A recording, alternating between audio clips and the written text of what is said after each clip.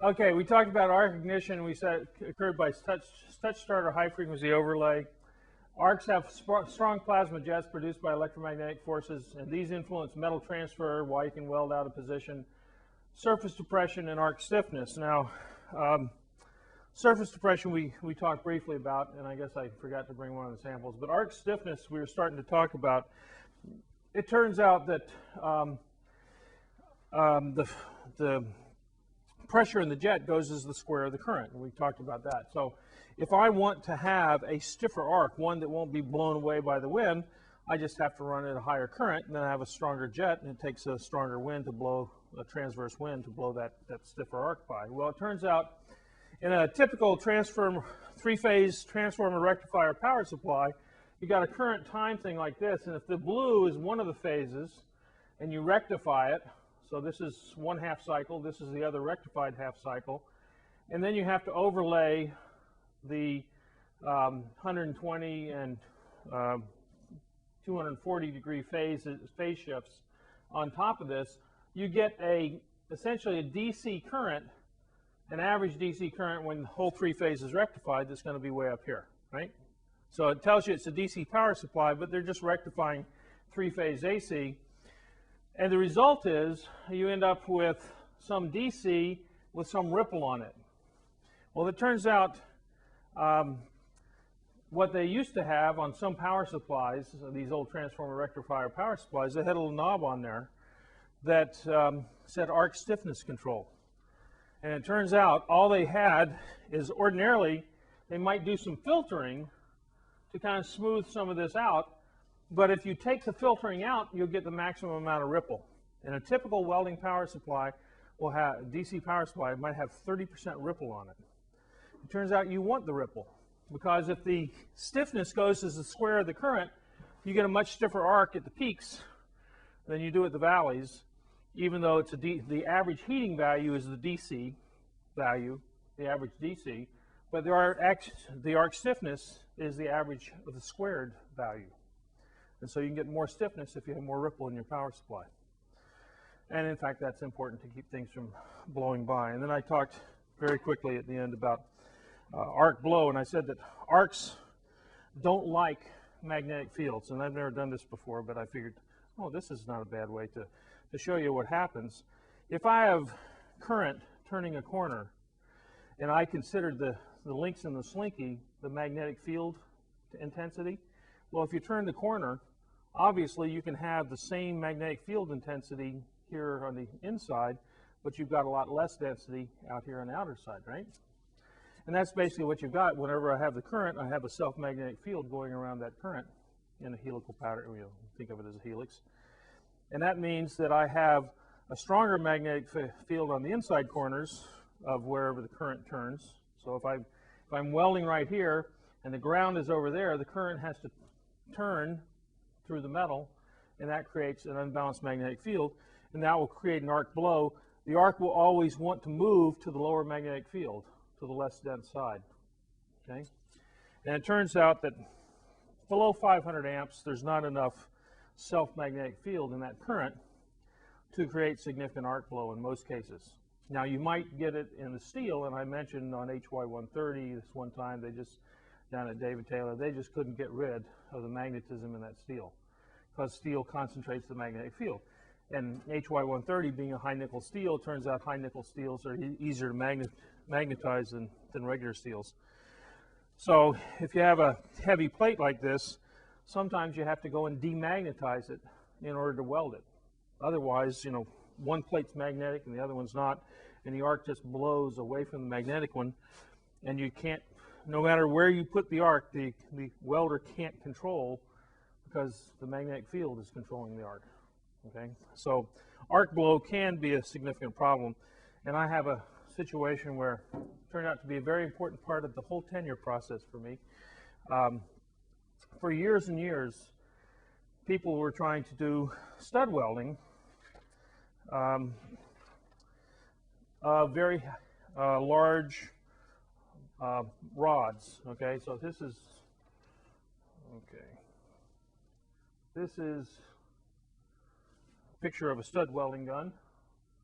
Now, this is, most studs in stud welding are a little bit smaller, but basically this typically might be 3/8 of an inch or 1/2 an inch or sometimes even 3/4 of an inch. That's the stud that you want to weld onto some plate down here. And then you just put that little stud in there.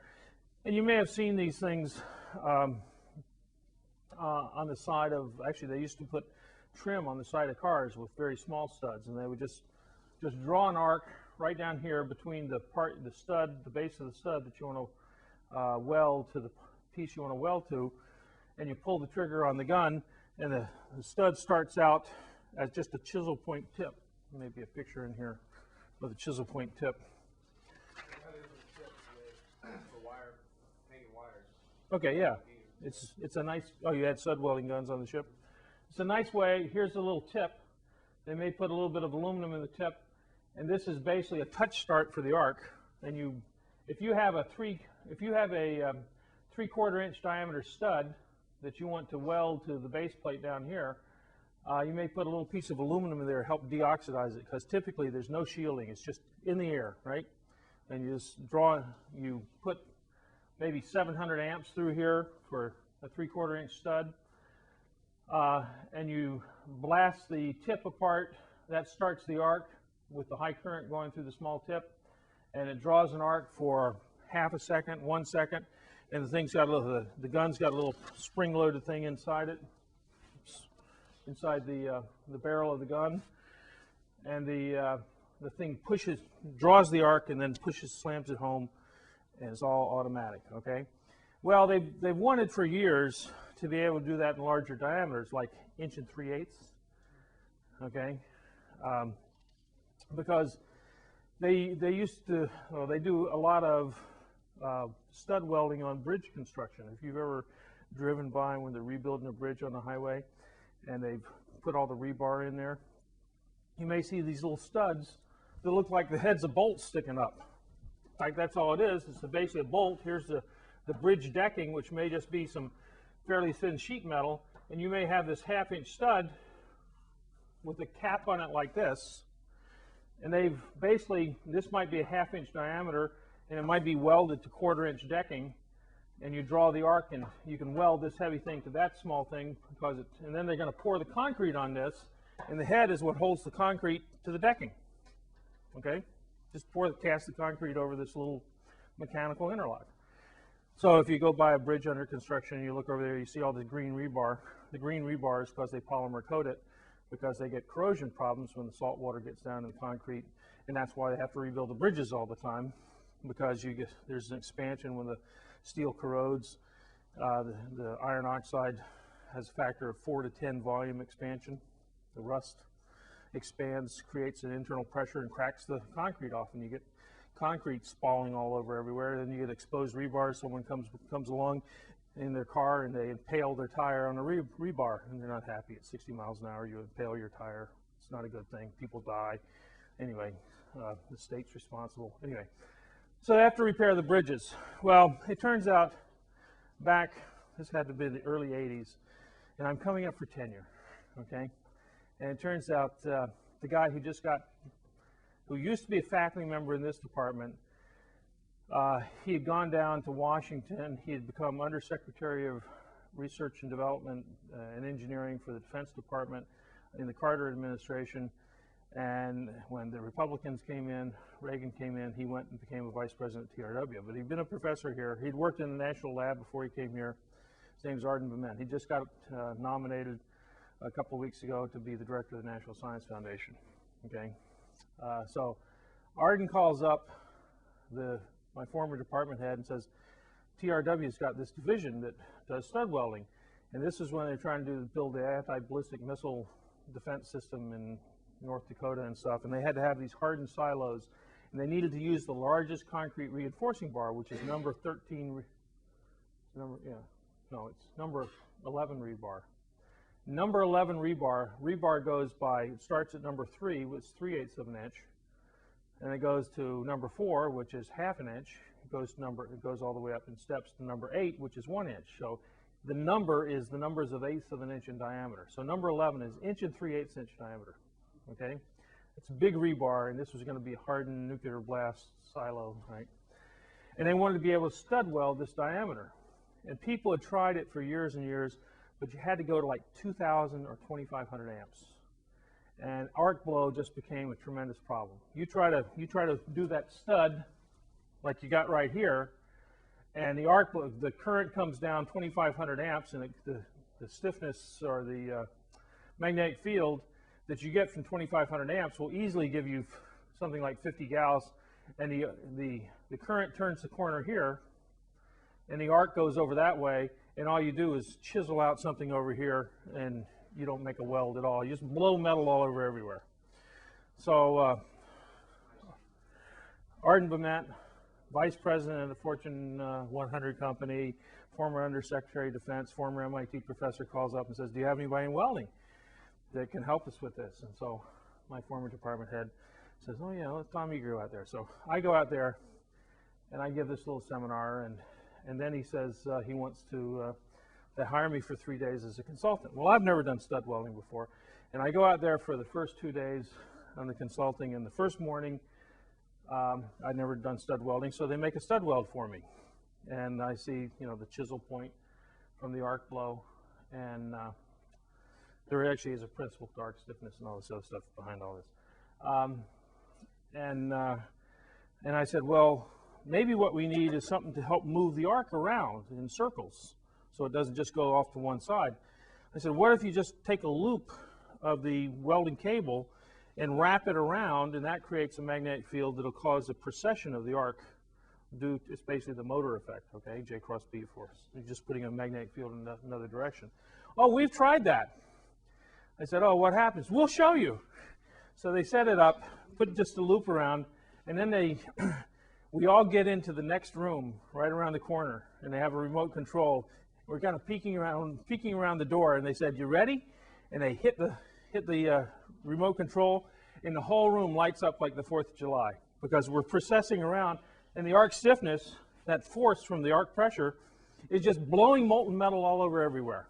Okay, and it did. It made things process around, and it dug this big hole in the plate, and just there was molten steel going everywhere. Okay, that's why we were behind the door. I thought, well, that didn't work so well, did it? That was my first bright idea. So anyway, we worked some more on things, and and that night I just went off to the hotel, and I was by myself. I was sitting there eating dinner, and I thought, well, you got this problem with arc blow and high current. You need to do this at lower currents. And they had tried lower currents, but you know, lower currents to them was 1,500 amps rather than 2,500 amps. And you still had arc blow problems. They weren't as severe, but you still, plus now you had to increase the length of the weld from 2 seconds to, you know, 5 or 6 or 3 or 4 seconds, and that created some other problems for them because they're just doing this in the air. It's just bare in the air. If this was a 3/8 inch stud, I don't know, how big were your studs? 1/2 inch for hanging wire cable? Yeah, 3/8. 3/8, okay. So just putting little hangers, just pop them in there. And there are literally hundreds of millions of stud welds that are made every year. So anyway, I thought, well, the problem is if I'm doing submerged arc welding, and submerged arc welding is a situation where I have a plate. In fact, this was made by submerged arc welding. Okay, you have a flat plate. You pour sand on the top of it. Basically, it's a special sand that costs you about $2 a pound. Okay, and you run the arc in here. You run your wire through here. There's no shielding gas. The arc is submerged underneath this flux. That once you strike the arc on the plate, you will melt the flux into a glassy slag. So you form this molten glass slag, which is nice and viscous, and you can run 800 amps in here without any problem, get very deep penetrating welds because you're digging surface depression by the arc force, and the drops that are shot out are caught by the molten glass like a catcher's mitt, okay, and they just fall right back into the pool. So you don't even have to weld it, doesn't even have to wear goggles on this, because the arc is submerged underneath the sand, the flux. Okay, it's a special sand, specially formulated, $2 a pound sand. Okay, so that's submerged arc welding, and I thought, well, we don't have serious problems arc welding at 600, 700, 800 amps with submerged arc, and we do get metal ejected, but we have the slag on top to catch it. So why don't we just take this thing and make a little dam and pour some submerged arc flux in here and see if we can't stud weld inside, you know, just like a submerged arc weld. That lowers the current so I don't have arc blow, and lo and behold, I go back the next morning and I say, well, you guys have any submerged arc flux in this plant? Oh yeah, we got some over the other area. I said, well, give me submerged arc flux. You got some sheet metal. So they went and they got some sheet metal, and we made a little dam about 2 inches high and about 3 or 4 inches around. And we poured we set the stud in there, and we just poured some of the submerged arc flux in this little cavity in between.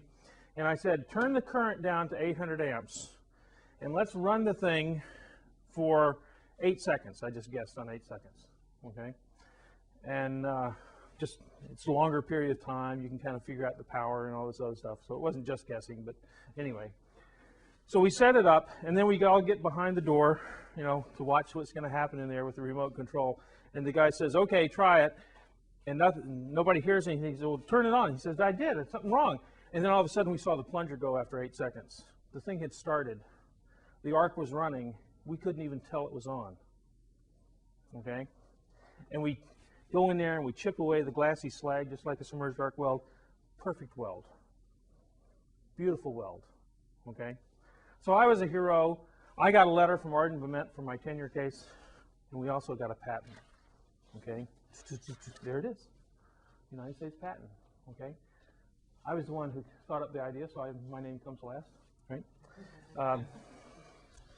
Anyway, so the point is, you have arc blow, you have arc stiffness, you're blowing metal out, all these things from high currents. In this case, I knew I had to get to lower currents. I also knew I had to do something to catch the metal drops that are being blown out of this pool, and turns out submerged arc welding was the way to do it. So it turns out I got my third day of consulting, but they were never very interested. They never showed much enthusiasm. And I finally, after about 6 months, I was talking to them on the phone and said, what's the matter? You guys don't seem very enthusiastic about this process. This is before they patented it. They said, well, the problem is we don't make any money by selling power supplies. We make all our money by selling the studs. And the studs have to be machined, and then you have to put this little dimple of aluminum on the end for deoxidation. But you developed a process where you can just use the sheared end of the rebar. And we made all our money by learning how to machine studs, the ends of studs, and selling them. And so you just developed a process that could put us out of business. So they patented it. Anyway, so I didn't know. I didn't know the economics of what they were doing. That was why they weren't that excited about what we developed. Oh, they do market it. It's the only way to do large diameter studs. You can do 1 3/8. I mean, I don't know if they've ever tried to get bigger than that. Well, the problem is, if you keep getting bigger and bigger, the area goes as the square of the diameter. I'm sure you can't do 2-inch studs, because all of a sudden you'd be back up to 2,000 amps. Okay. Now I got the current down to 800 amps, which is manageable, and people actually do submerged arc welding with 1,000 amps sometimes. I've seen 1,200 amps, but 1,200 amps, you're really just blasting this thing apart, and you have to have a big slag cover, and it's not a great looking weld. But they do submerged arc weld in special conditions where they have everything nice and aligned, like pipe welding or something like that, making big pipe for oil pipelines and stuff. They typically are in the 800 to 1,000 amp range. Okay. Now this arc stiffness and stuff, I think I passed around one of those tungsten electrodes that was a 1/4 inch in diameter. Well, 1/4 inch tungsten, the reason we had that is because you can go to 1,000 amps in gas tungsten arc welding where you have no consumable electrode, and you can dig this hole in the middle of the plate. And the Soviets did that back in the 60s. They started publishing on it. And then in the early 70s, they quit publishing on it. And the reason was that's one of the ways they built the Alpha submarine. it turns out. You start out with a great big tungsten electrode, and you might start out at 200 or 300 amps. And the other day I told you that around 250 amps you start drilling this hole in the plate. Well, they start out and they start drilling that hole at 300 amps, and they ramp the current up, and they start dropping the electrode down beneath the surface of the plate. And the translation from the Russian was semi-submerged arc welding. Well, what they meant, it wasn't submerged under a bed of flux. They actually submerged the electrode beneath the surface, and the plasma jet was keeping the molten titanium away from contaminating the tungsten. And you could go along at 1,000 amps, and you could make a weld that looked like a submerged arc weld in titanium. And in fact, it's probably, well, it's been well over 2 decades.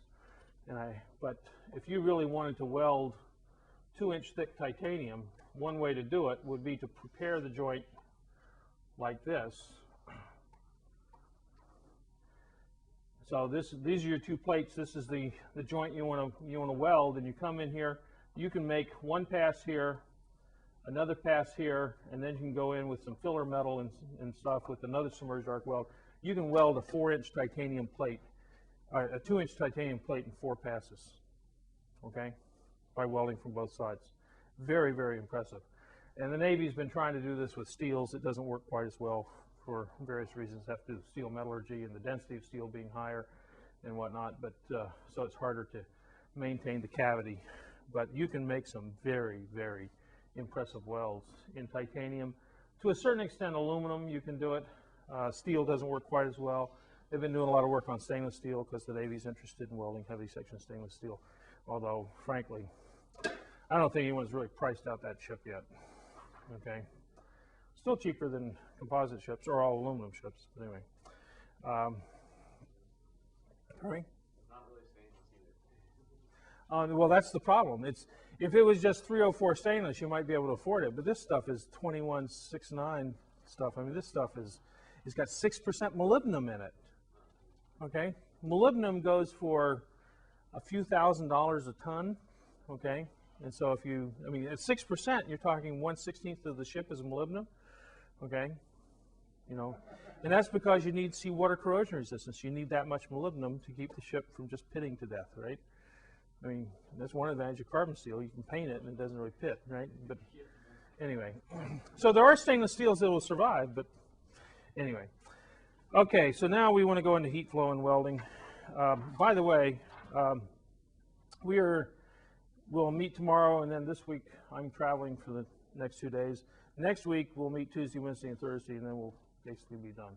Okay, and that will be your 24 lectures because it's okay. Now that means you're still supposed to watch the other 12 lectures, right, on your own.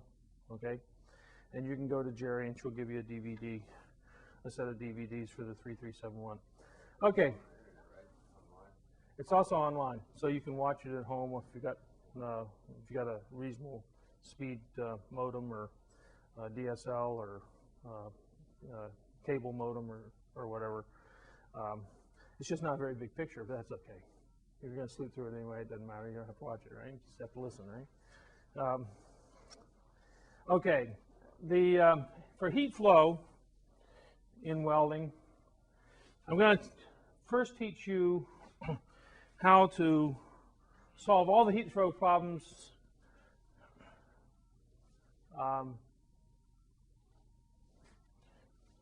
without going through all the stuff they teach you in the typical courses around here, solving differential equations. No matter, well, let me back and put this one up first. This is the Fourier number. The Fourier number is a dimensionless number. How many people have had, you guys I know have had dimensionless numbers. Have you had dimensionless numbers? Okay, so, and you know what dimensionless numbers are? Okay, everybody knows what dimensionless numbers are. So if you go to Fourier's second law of heat conduction, the change in temperature with time is K over rho C sub P, d squared T, dx squared. You can do this in 3 dimensions by making it just grad square T. You all know that, right? You're all MIT grads, you know. Okay, so, pardon me? Haven't graduated yet. Well, you will eventually. It's just a matter of time. I always figure that graduation is just something you hold out long enough and the faculty want to get rid of you. Okay, K over rho C sub P is defined as the thermal diffusivity. and it has units of centimeters squared per second. And I showed you some tables of this before. Gold has about 1.2, copper might be 1.1, but I always round it off to 1.0 because you know 3 times 3 is 10, you know, the way I work, right? Aluminum is 0.6, iron is 0.1, stainless steel is 0.05, titanium is 0.05, plutonium, which we don't have to worry about a whole lot, is like 0.01. Ceramics, some of the ceramics are 0.01. Basically, you've only got, for almost all the materials you can think of, except for foamed insulators, you've got only 2 orders of magnitude in thermal diffusivity.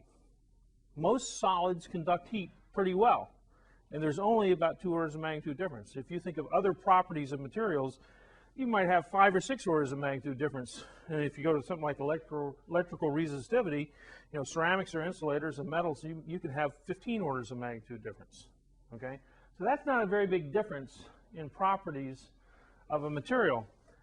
But basically, what the Fourier number does is it tells you the relationship between how far heat travels in a transient condition. This is the second law. Rather than the first law is steady state heat flow, and the second law is transient, dt dt, okay? Transient meaning time derivative, okay? And this tells you how far the heat travels in a given amount of time, and this is a material parameter. There's only 3 things here. When the Fourier number is 1, you basically get to about 10% of the heat compared to the surface temperature, depending on how things go. But anyway, heat flow is, if the heat flow is controlled by the Fourier number, it doesn't matter what solution you do of that differential equation, the Fourier's second law, you will always get a solution that has an argument in here, this dimensionless number. It can be the error function of that if you're going into a flat plate. It can be a Bessel function if you're going into a cylinder or a sphere. You have spherical Bessel functions and cylindrical Bessel functions. I could have brought it, but there are whole books written with mathematical solutions to what's called the diffusion equation, which is basically Fourier's second law. It's fixed second law of mass diffusion, and it's also in the viscous flow, there's an equivalent type of diffusion equation. There's also diffusion of a magnetic field into a solid. These are all the same diffusion equation mathematically, but for heat flow, you have the Fourier number. So if a plate is very thick, and what do we mean by thick? Well, by thick, we mean X is significantly larger at the time we're interested in. The dimension of the plate is much thicker than the amount of time that we have for heat to flow into the surface. That's a thick plate. A thin plate is one where the dimension of the plate is small compared to this square root of alpha t term. Time is long enough that we basically saturate the thing with heat. When the Fourier number is 1 on an error function solution, it turns out I will have heated the back side. If this is the front side of the plate and I'm bringing it up to some surface temperature, I will have decayed to about 10% if you look at the error function solution for a Fourier number of 1. The error function of 1 is about 0.9, and the solution is 1 minus the error function. So I will have only heated up to about 10% on the back side after a Fourier number of 1. After a Fourier number of 4 or 5, I'll be at 80 or 90% on the back side. So it's basically fairly uniform temperature. At a Fourier number of a tenth, at a Fourier number of 10, then I haven't even, it's still cold on the back side of whatever that plate is. Okay. Now you can also think about this, if it's not just a flat plate, you can have convergent heat flow or divergent heat flow. Convergent heat flow is if I got a cylinder and the heat's coming in from the outside, and all this stuff is going to be converging onto a smaller area as the heat flows in. So in convergent heat flow, the inside heats up more rapidly than for planar heat flow, right? And for divergent heat flow, you're spreading out, you're getting a bigger area, and so things heat up a little slower. I'll replace the batteries in this someday. So anyway, okay, so but basically, somewhere around a Fourier number of 1/2 to 2 is where we really have to worry about whether something's thick or thin. So the width of the heat, to give you an example, the width of the heat affected zone in steel for an arc weld the distance that the heat travels during the arc welding process, and where's my, oh, does that work? I don't know if these are the right size batteries, but if I take this thing back, yeah, okay. So here's my weld. If I want to know what the size of that heat effective zone is, the type of, just happen to have batteries, huh? Or did you have them or no? One of you guys? Oh. No, these are double. These are AAA. That's all right. I got some downstairs. I'll get some later. In any case, if the interaction time for the weld is the length of the weld pool, which might be 3 centimeters or something, divided by the velocity that I'm traveling along my arc, well, actually, I did 1 centimeter and half a centimeter per second is T over L here. That's what I did. And then I know for steel it's 0.1 centimeter squared per second, and I calculate what X would be. It says that heat will flow about 4 millimeters. So I sort of fudged the numbers here a little bit, right? But if I want to know the size of the heat effective zone, you can see the heat effective zone on this thing, the way it's been etched. This is HY80. This weld was made by Electric Boat. And if I look on here, it's about 1/8 to 3/16 of an inch. 3/16 of an inch is about 4 millimeters. 1/8 of an inch is about 3 millimeters. So within an order of magnitude, or actually better than an order of magnitude, you can estimate the size of the heat effective zone for an arc weld. Okay. Now the next example I gave is the time to penetrate 12 inches of steel. Well, you say, well, why do we want to do 12 inches? Well, in any case, 12 inches is 30 centimeters. X squared is alpha T. And if you go through all this, you get about 2.5 hours. Well, the story there is a few years ago, this is probably 4 or 5 years ago, and I understand this thing just went to trial final trial was about 2 months ago, apparently. But anyway, up here in North Andover, Massachusetts, this is either 99 or 2000. No, I was department head, so this might have been 7 or 8 years ago. Anyway, they had an explosion one night, and they had a 250-ton steel vessel that was pressurized to 15,000 psi, full of high-pressure argon at around 1,500 degrees Fahrenheit, let go, and the 250-ton vessel ended up in about 70 or 80 pieces. The average weight of the pieces was about 3 tons. Okay, one 16-ton piece was found a quarter of a mile away. Okay, just blew up, and it wiped out the whole building. And what was going on up there? Well, this company up in North Andover is actually a spin-off of some people sort of at MIT, and some MIT folks worked up there. But they were doing hot isostatic pressing. And hot isostatic pressing is a process that was invented in the late 1940s at the Patel Memorial Institute. You take a pressure vessel. So your pressure vessel got end caps, and I think each one of these end caps weighed about 50 tons, and the whole vessel was about 180 tons or something. But it was about 12 inches thick of steel, because this thing was about 6 feet in diameter on the inside. Actually, it was 5 feet in diameter. It was might have been 66 inches on the inside. Inside diameter is about 10 feet long. And what they do is they fill the whole thing up with argon at high pressure, and then they heat it up, which raises the pressure of the argon even greater to around 10 to 15,000 psi. If you put a casting inside something like that, and this casting might be something like a turbine disc. Okay, I just draw it like that. So here's maybe a cast titanium turbine disc, and it's got some porosity in it from the casting process. And you're going to spin this thing at, it depends on the size of the engine, but it could be, 8,000 to 18,000 RPM. You don't want very many defects in there, because fatigue cracks start. And with one of those things, a turbine rotor lets go, or the disc let go. At those speeds, they have tremendous energy, and they go flying more than a quarter of a mile. Okay, and they can wipe out whole buildings. They can cut through I-beams. They can do all kinds of exciting things. So you want to get rid of the defects, and so you basically heat it up and you hot isostatically press it. You got to have uniform pressure from all directions. It's hydrostatic, and it's going to be hot, so the metal is going to flow, and you squeeze those pores together. And they cold weld because there's no atmosphere to contaminate it. Not cold weld, they hot weld. They forge weld together. And so you can take a porous casting and end up with a non-porous casting.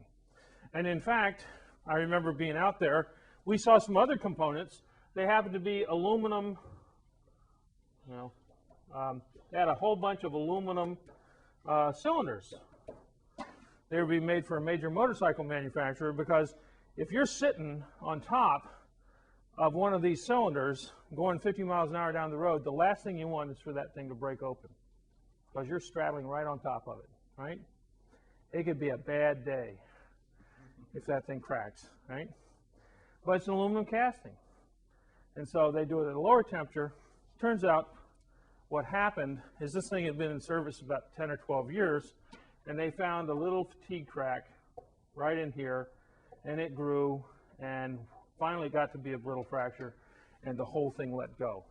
Now, why did it go? Well, to have the fracture, you have to have a critical size flaw. This is part of the 3371. You got to have a certain size flaw. There's the fracture toughness of the material. To understand the fracture, you have to know that K is equal to the stress times the square root of pi times the crack length. There's only 3 parameters. This is the toughness of the material. So you got the steel vessel. This is the stress. It's under pressure. It's under high pressure inside, and this is the crack length.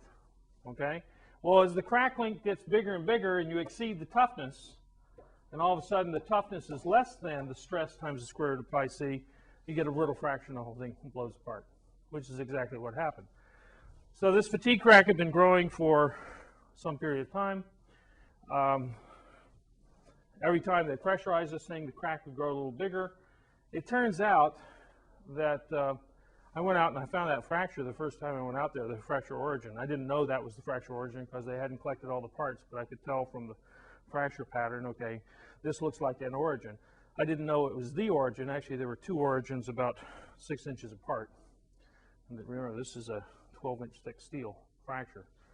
And it happened to be on the 16-ton piece, which is actually not too surprising. If it's a brittle fracture, probably the biggest piece left over on a vessel like that probably has the origin, because it's the one that came out of there first.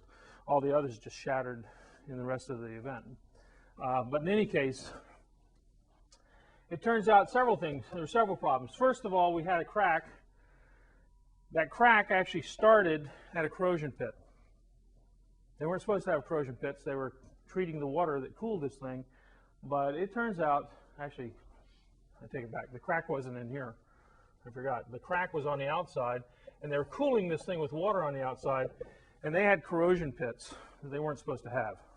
So the people doing the water treatment had a problem, okay, which is an outside company. So we had an initiating flaw that grew by fatigue, and we also, turns out, when they made this vessel, and they forged it in Japan, and there's only a couple of steel mills in the world that could even make something this large, and they forged it, and they actually had some little pieces off the forging they cut off to measure the mechanical properties. And the first time they measured the fracture toughness by just doing a Sharpie test, it didn't meet spec. So they had to reheat treat it. Except the problem is, the second time they reheat treated it, they didn't have a sample that you could just cut off. They had already cut off the sample that was designed to be cut off. And they hoped that it had good toughness. They put another piece in the furnace right next to it, and they hoped that it would match this piece. And they did pass the second time. But it wasn't really a direct test. So no one really knew exactly what the fracture toughness was. But they were hoping that it was what it was supposed to be, right? So you had a question about this. You had corrosion here. And then the question is, what was the stress on this thing? Well, this thing had been designed with enough safety factor. You shouldn't have had high stresses. Except, what would be absolutely the worst condition for stresses in that vessel? it would be something like this, because this is where, through the thickness of the vessel, I have the biggest temperature difference. Here, I'm just heating up one surface, but all this stuff is cold. And that still has plenty of strength. Here, when it's saturated, there's not a big thermal difference across there, and it's the thermal stresses. The biggest thermal stresses are where the Fourier number is 1. Okay? So I calculated, when I was out there, in my head I can do these calculations. Okay? I did this calculation.